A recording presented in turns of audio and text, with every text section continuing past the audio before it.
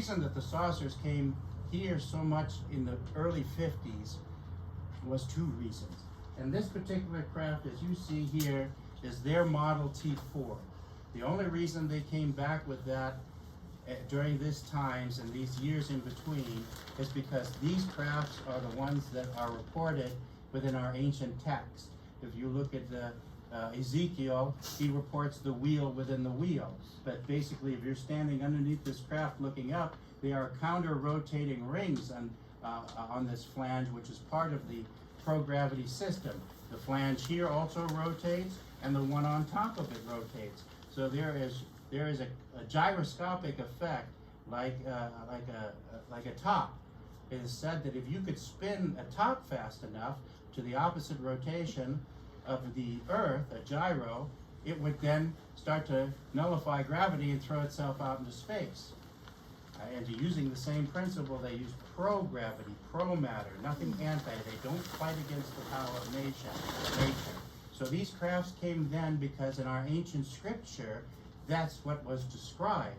And they wanted us to recognize that they were back and we had record of that. And if you look in Roman and, oh my God, the wheel within the wheel, the flying scroll, the pillar of fire by night, I mean, there are almost 400 references in biblical texts alone. And then you go back into the 2,000 years earlier to ancient Indian text, and you find a complete description of these circular crafts, whatever. And they call them Vimanas. That's exactly what they call them. And that's what Desmond Leslie wrote about in the first part of the book, Saucers of Land. And so in China, the same thing. And the aerial surveys that they described of the topography of what was in them could only have taken from many thousands of feet in the air. And so there's no doubt. Since that time, they have developed new crafts that are lenticular or football shaped. This craft requires a carrier craft to bring it to the atmosphere of a planet, and then it is released out and then goes along into the planet.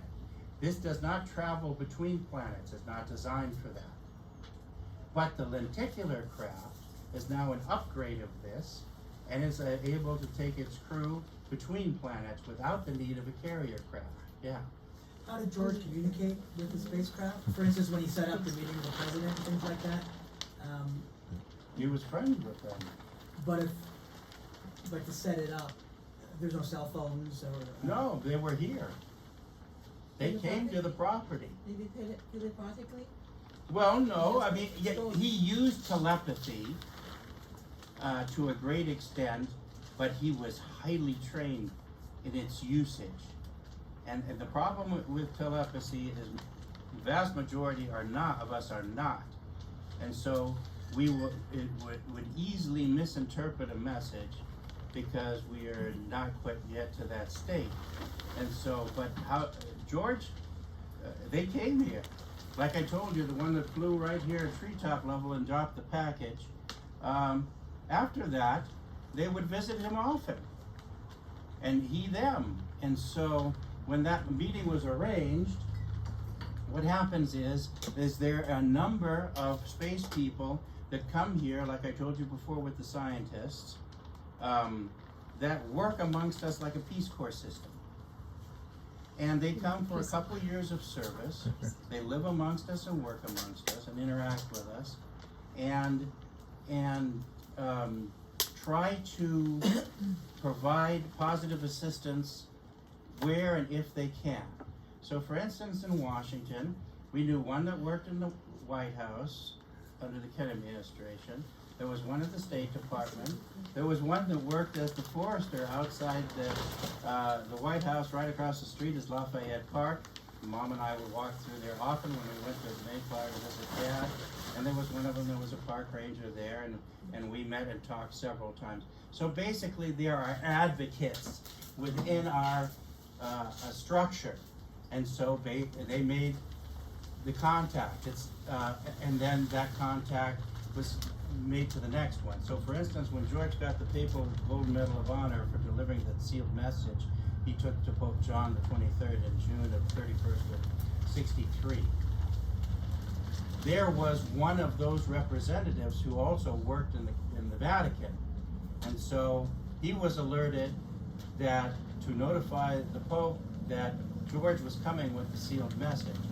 And so when George was there, the Pope's, and I described that in the book too, the Pope said, there you are, I've been waiting for this for a long time. And so the people are for a short time within the structure of our own governments as well, because they know that the greatest change comes from within and not from without. We have to be motivated to change from within. If somebody comes and says to you, well, we're going to make you change, the first thing we do, and the only time we do it, is band together in unity in order to fight that which comes to make the change.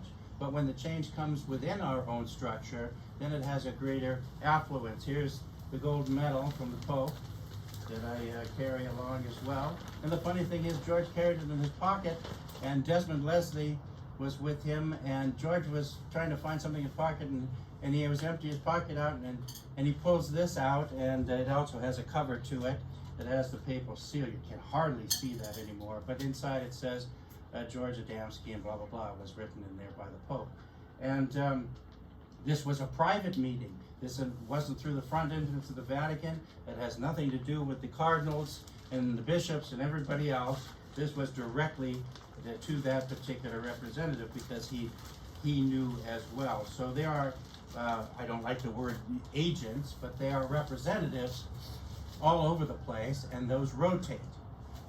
So they would have communicated amongst Yes. themselves back up to the ship. Yes, To and set up to the him, time, set up, the date. yep, Okay. and tell him, okay, we'll be ready for you at this and this time, be there, boom, pick up, go there. Okay. And then the representative is waiting in order to escort them through. And remember, Eisenhower was already privy to some of this information already, yeah? All these aliens, do they still work within the government now? They perhaps are a bit less. How I many, mean, we do you think? made it very clear in the 1980s that we don't want them. So they moved a lot of their emphasis to other countries where they were wanted. Only Other countries on Earth? yes. Oh, okay. And Like so- what country? Well, they went Russia. They went to some African nations, South America. They found less resistance where we. America was forcibly involved in into the destruction of this information and this connection as much as possible. We basically became the world aggressor, whether we like to admit it or not. There isn't anybody in this room who doesn't know or can easily find out that we fight as nasty as any of our so-called enemies.